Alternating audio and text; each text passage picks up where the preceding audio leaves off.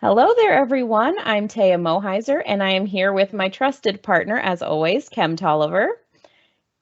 And we are going to be chatting with the Practice Management Institute. We're actually extremely honored and so excited that we took over introducing ourselves. But the man of the hour here is Doug O'Dell, who started this whole thing. So, Doug, hello, and thank you for having us. Hello, it's nice to see you guys. Doug, we are excited. super excited to have this time with you and with PMI. You know, we kind of cut our teeth in practice management and revenue cycle improvement through our certification with PMI. So we are super excited to give back to our peers of PMI. We're really looking forward to talking to you today. Thanks so much for having us. Well, that's great. That's great. I'm looking forward to talking to you guys as well. So why don't we just jump into it real quick and Taya, start with, you're in Nebraska, correct? I am in Nebraska. Yeah, it's a little bit different. I started out in Maryland, and so I used to be right around the corner from you guys. I was at the PMI in Maryland. You know, I think you guys work with some organizations there, and so I was able to attend courses right there through the Practice Management Institute, and I absolutely loved it. Well, that is terrific. What drew you into healthcare?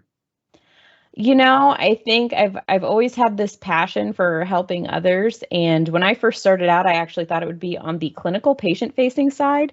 And then I quickly realized I do not have the constitution or the emotional fortitude to do patient-facing care. And so I was looking for a way to give back into the industry and to make that positive impact in a way that I was able to do.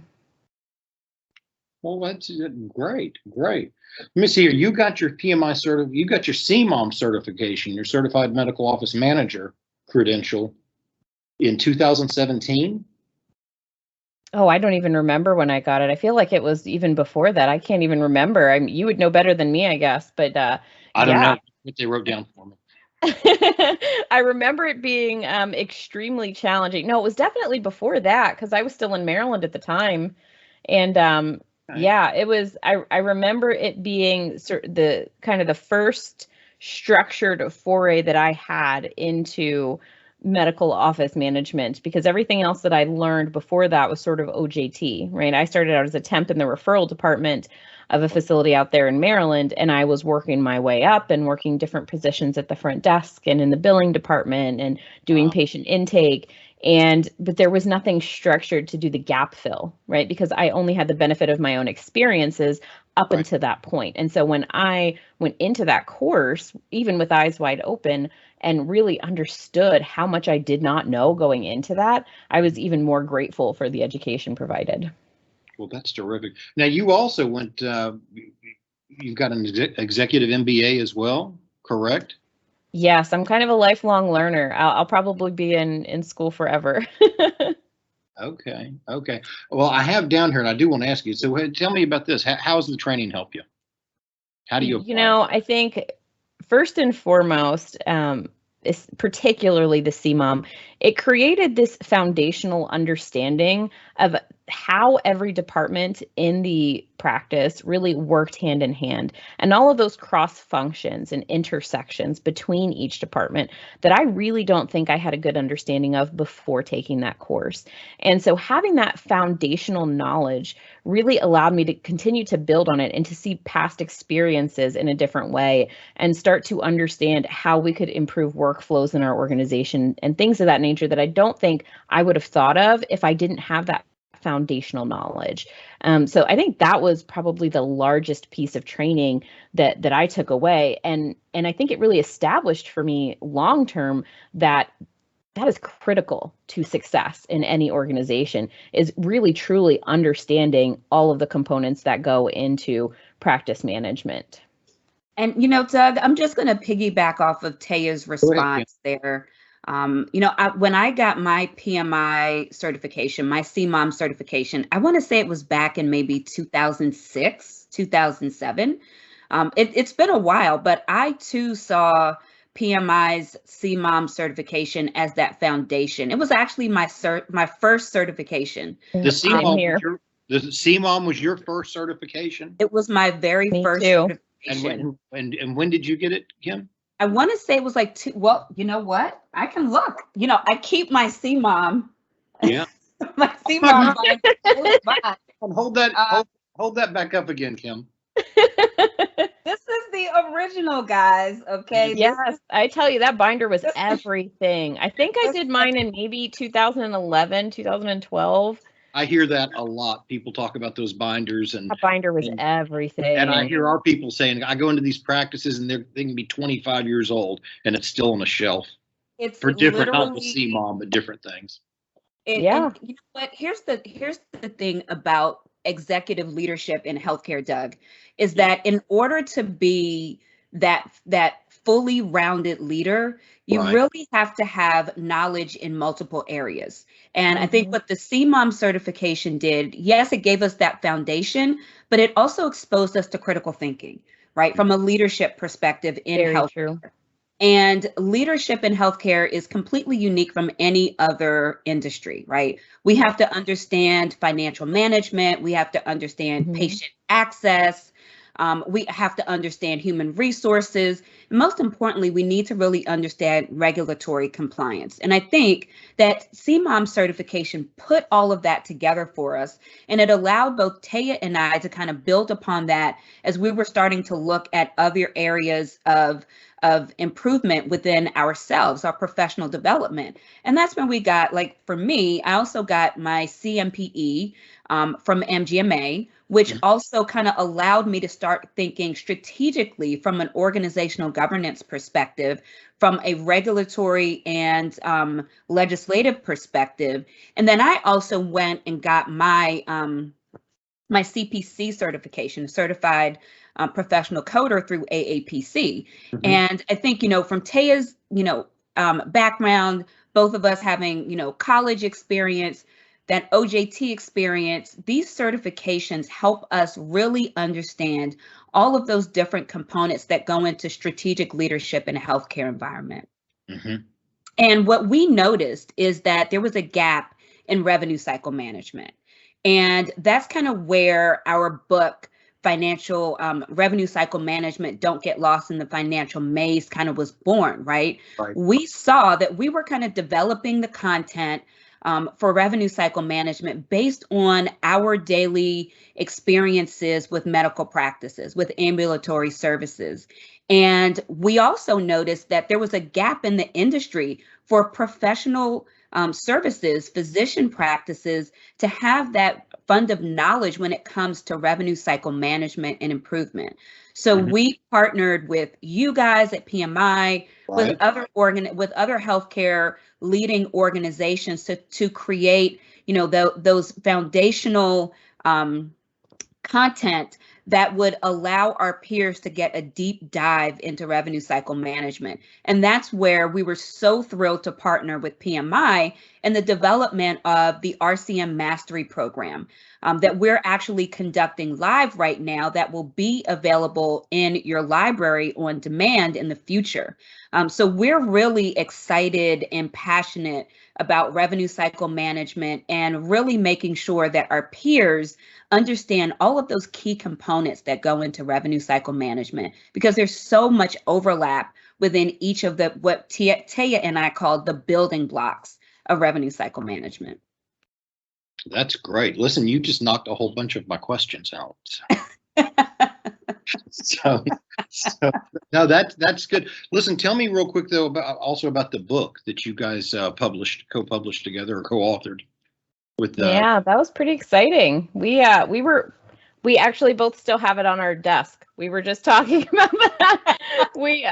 We made it as a reference guide to others, but it's also still something we critically, need to use on a regular basis and go back to. But to Kem's point, I think when we first realized how much power we received out of receiving credentials like the CMOM and going through all these additional, educational courses, that there were still pieces that weren't always being discussed, and there's still gaps in knowledge. And, I said earlier, we all only have the benefit of our own experiences, Kem and I, the more we talked, the more we realized that even just within our own separate experiences, being as similar as they were, we both had areas of vast knowledge that were completely different. And so we really went on a mission to find out, okay, what are truly all of the components that tie into this, and doing those all of those research efforts, and how could we pull all of that together in a way that is consumable for people, but it's also easy enough for them to put up on the shelf and reference as needed and be that supporting tool. So it was really to say, hey, for other individuals who are out there like us, you don't have to do all the same legwork. Don't reinvent the wheel. Kem and I went on this deep dive of research because we love talking about revenue cycle management. I think we literally don't shut up about it. We had to make a podcast. We talk about it so much. And this was just a way for us to put all that onto paper and try to speak to other like-minded individuals and get some of that knowledge in their hands. Well, I want to talk about the podcast. I guess that's RevDive, right? Yes. Yeah, but we'll that second. Go back a second. Let me ask you something. Like so much stuff in healthcare, look, everything changes. And one of the notes down here says a moving target. A lot of change. How are you staying on top of the change? Well, first of all, are you doing? Yeah. Are you doing a lot of consulting? Are you in the field a lot in practices? I mean, absolutely. That hands-on experience is critical for us to stay on top of what's happening, from an operations perspective, boots on the ground perspective. But the other way that we stay on top of things is our trusted relationships with industry credible organizations, right? Like PMI and MGMA and AAPC and HIMSS. So really making sure that we network, and that's something that we strongly encourage our peers to do, is to network. Even though we're virtual, there are so many chats and opportunities for us to stay engaged with one another so that we can share industry trends. Each of us are working remotely. I mean, a lot of us are working remotely and virtually. I feel like there's so many opportunities for us to share information so that we can continue that learning and kind of coaching one another.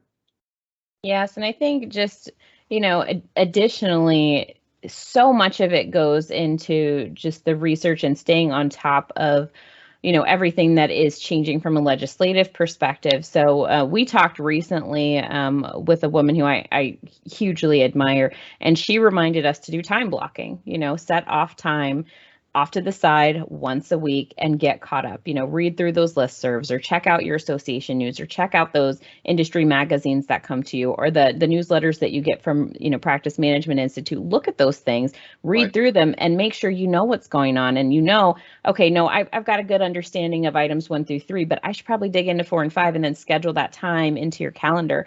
And so Kem and I have been very intentional for a long time about doing that also, making sure that we are really being intentional to schedule time proactively to stay on top of what's changing in the industry, because it's so fluid and so ever changing.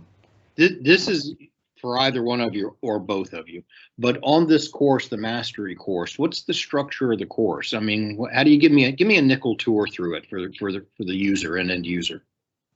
So what's interesting about this course is, first of all, let me start by saying, with the creation of our book, we wanted to make sure that folks understood that revenue cycle management isn't billing, right? It goes so much further than billing, okay? And it's not finance. Exactly. It's a culmination of all of these factors. So what Taya and I did in our RCM mastery program through PMI is we've broken the revenue cycle out into 4 quadrants, okay? And the way that we kind of attack each of the quadrants, we start off. That first quadrant is the quadrant that we're getting data from our patient, right? So we're looking at how are we going to interact and engage with our patient to get the right information. That second quadrant is where we're getting data from our providers, right? So that's our documentation, our coding, and making sure that our providers have the resources that they need to be as specific as possible. That third quadrant is where we're getting data from our payers, right? So we're getting ERAs and electronic funds transfers, we're getting our payments, we're getting sometimes denials, unfortunately. So we kind of talk through prevention processes, and we talk about interacting with our payers and understanding their reimbursement guidelines. And then that fourth quadrant is where we're looking at our own data, right? Data from our systems. So if you think about the revenue cycle in those four quadrants and getting data from those four kind of stakeholders, we're leveraging that information so that we can be as effective and efficient as possible as we're kind of streamlining that RCM process by also including revenue integrity and mapping our revenue cycle workflows to the technology that's at our fingertips. Yeah, I think when people really think of the revenue cycle model, they think of that big chart of the 16 or however many steps are in there. And it can seem really overwhelming, particularly when you start diving into those and you realize that each of those are specific areas where subject matter expertise is required. And so what we've really tried to do, and specifically with the mastery course, is take these things down into their most simplistic form and really get them into consumable formats so that we can talk to you about them kind of big picture and how they all connect before we start digging into the deeper and deeper levels, which we found has really been helpful for people in terms of understanding. Let's jump real quick to the podcast. Tell me about that. What are you doing with it? Where do people find it? Oh, we absolutely love this podcast. And it's fun for us too, right? Because RevDive is such a cool name, and all of the people that listen in, they started calling themselves RevDivers, which we love. So we started it really because there's so much information out there. There's just so much. There are coding changes, regulatory changes. But outside of that, outside of just this information overload that we get constantly, we also have the fact that everybody who's working in revenue cycle is a human being, and they are overwhelmed, and they experienced the pandemic, and they have burnout, and they have families, and they want to see professional growth and personal growth. And so how do we speak to these individuals in ways that help improve not only their performance at work and their understanding of their own requirements and what they're accountable to, but how do we help them to grow within their roles and help grow others around them at the same time? So we've tried to really combine that. So each episode where we're interviewing people, we're talking to, federal regulatory experts, and we're talking to personal growth coaches, and every single one of these conversations is geared toward revenue cycle leaders, whether they are aspiring leaders, whether they've been in it for a very long time. And it's just really been really engaging. We've got a lot of really positive feedback from it so far. Sometimes we're even talking to individuals who are just in the throes of it right now, which has also been really powerful, just to hear what they're dealing with day in and day out. And right now, the podcast is available everywhere. It's, Apple Podcasts, Spotify, it's all over the place. That's terrific. How long? No, I'm sorry. Go ahead. Oh, I was just going to add that the other goal of our podcast is to be very timely and intentional, right? So we're trying to think of the topics that matter today, right? And the topics that are going to factor into an organization's success in the very near future. So we're trying to make sure that the guests that we bring on are subject matter experts in things that are relevant today to our audience. Okay. How frequent are you? What's the frequency of the podcast? So it was releasing bi-weekly. We just started releasing weekly episodes just to see how we feel about that cadence, right? We're still kind of new to the podcasting world. And we've been welcomed with open arms into the podcasting world, which has been very, very cool and very, very eye-opening for us. It's like we have a whole new group of friends out there now in this podcasting community. So I know that long-term it'll always be at least bi-weekly, but right now there's so much changing, especially with final rules being pushed out and end of year and all these things. We've just started issuing it on a weekly basis because to Kem's point, we want to make sure that these things are timely. And we want to make sure that, if something new happens in the news, our RevDivers know we're going to be talking about it right away. They know they can check in with us and listen. Good. All right. One other thing I want to point out about the podcast. So it's published by Slice of Healthcare, and it's always available on our LinkedIn pages. So we're connected to Slice of Healthcare on our LinkedIn pages. And this is another opportunity for folks to engage with us. Feel free to always connect with us on LinkedIn. Shawntea Moheiser, Kem Tolliver, we're both on LinkedIn. We're both on Twitter. Me, not so much on Twitter, but just, thinking about using LinkedIn as another source of information for the listeners today. Okay, well, good. Well, let me ask you something. Is there anything we've left out? Anything you guys want to add in? Well, there is something that I would suggest that, we leave thinking about. We talked about the revenue cycle. We've also want to make sure that we kind of dispelled the rumor that revenue cycle management is really billing.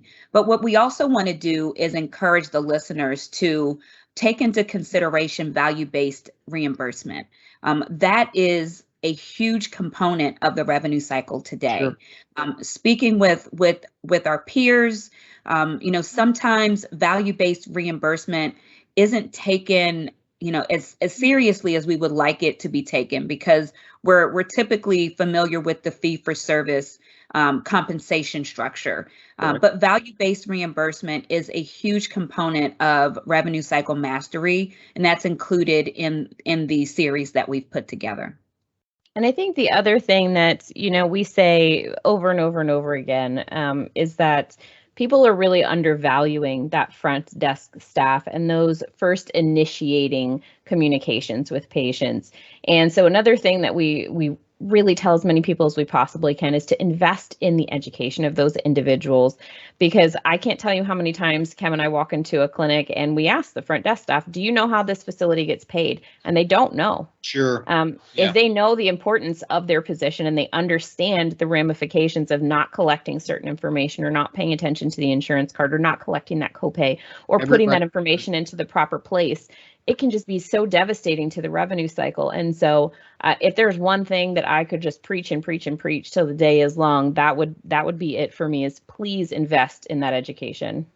And let me say that investment can turn into something like this, because I started my career at the front desk at a cardiologist practice. And here I am today, an author, a national speaker that develops content for prestigious organizations like PMI. So when you invest in your front office staff, they can turn out to be someone like me, someone like Taya.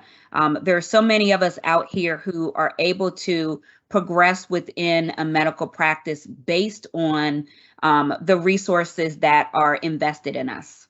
Well, and all of that is just, that's the cherry on top of the automatic boost in the rev cycle that you see, sure. Right? Because you're also increasing rev cycle velocity and what you're getting paid and getting paid right the first time. Hello, right? And so that's the cherry on top of all those other added benefits. So it's a win-win situation when you invest in that front desk staff.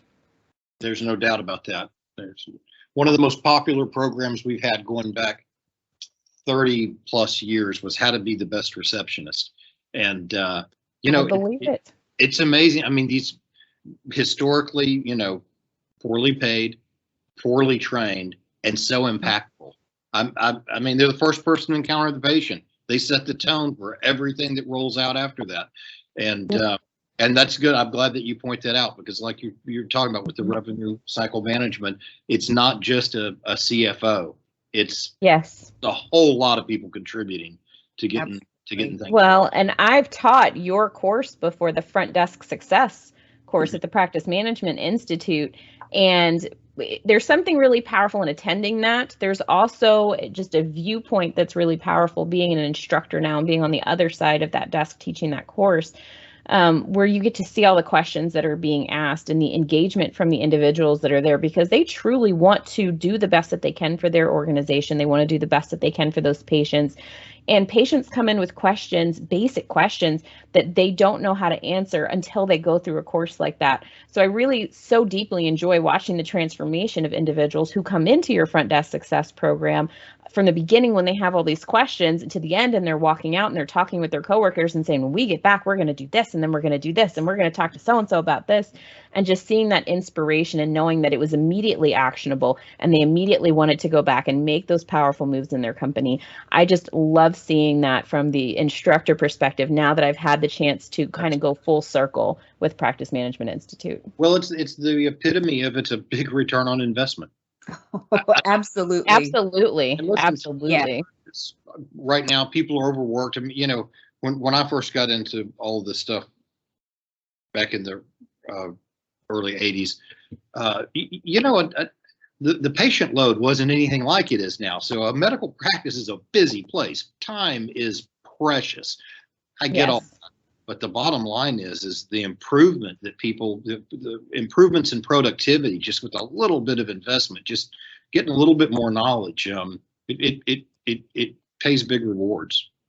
And let me tell you, what ends up happening is you boost employee morale because they see that they matter, right? And that you are willing as an employer to invest in them. Absolutely. And that investment, it goes very far, right? Because they see, oh, you know, my organization is willing to invest in me, in my professional development, and my growth. Well, guess what? I'm going to return the favor. I'm going to make sure that everything that I learned is implemented. Yeah. Because what you end up doing is you get employee buy-in, right? They buy into the concepts that they've learned and they want to apply that. I don't know anyone who learns something and wants to keep it to themselves, right?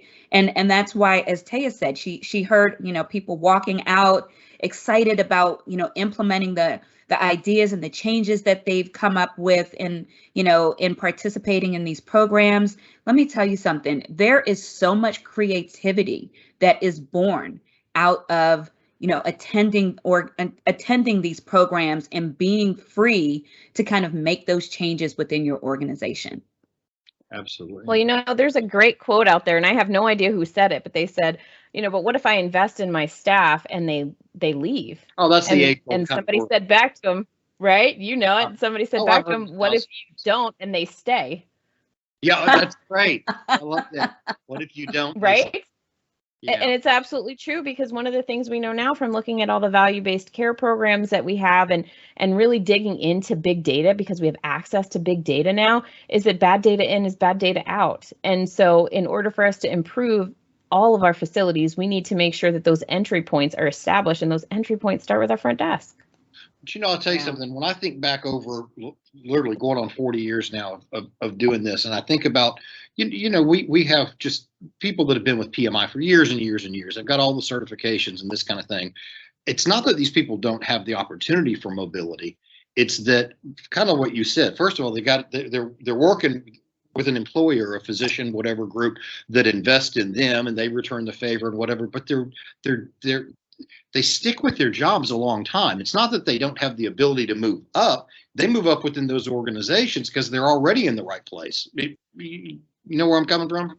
I think you're absolutely correct, because I went, the organization I was working with sent me to the Practice Management Institute to get my CMOM.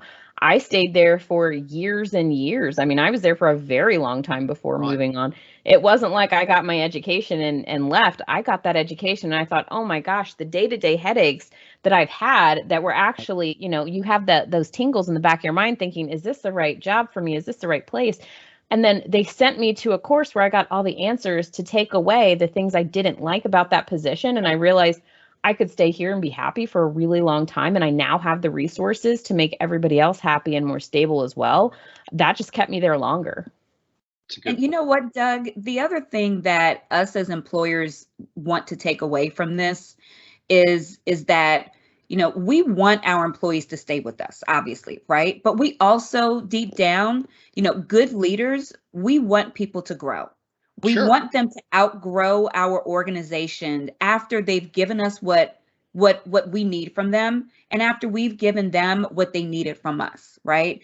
And I feel like being able to invest in an employee allows you to get what you need so that they can move on, right? And obviously, when we're thinking about people moving on to bigger and better things, then we want to think about individually, what are you getting out of professional development? And there are so many times that we can actually transfer the skills that we've gained from one job into something else that can propel us into a whole new industry. If you think about, like, Taya's in software right now, right? And she started off in practice management. So there's so many opportunities for transferability of these skills for each individual. Do your time, or get the knowledge that you need, that on the job training and experience in one organization, and then grow. And then, look at opportunities for transferring your skills into something that fits with your future career path. And I think that you made a really excellent point, Kem, because you and I both, when we went to our quote unquote bigger and better things, having had the education and training that we did and taking that back to our organizations gave us a sense of pride and ownership in that, so much so that we wanted to see it continued. So neither of us left our respective organizations until we had coached up someone to take on that role, or hired someone that we were able to adequately assess and audit and say, this person knows what they're talking about. So it also gave us the skill to say, you know what, I really value this place. They helped me grow. I'm going to make sure that they're set in the long term. And we prepared them for that when we both did at two totally different organizations. We never really talked about it before now, but we made sure that they were going to be good in the long run. And I think that that's another good point. It's when you invest in these individuals, even when they leave eventually, because maybe they grow up and they grow beyond, they don't leave you with that gap, right? They're going to continue to look out for you because when they needed it, you looked out for them. And I think that there's something powerful in that as well. Oh, that's great. Well, you guys have got me all motivated. I might actually have to start going back to work.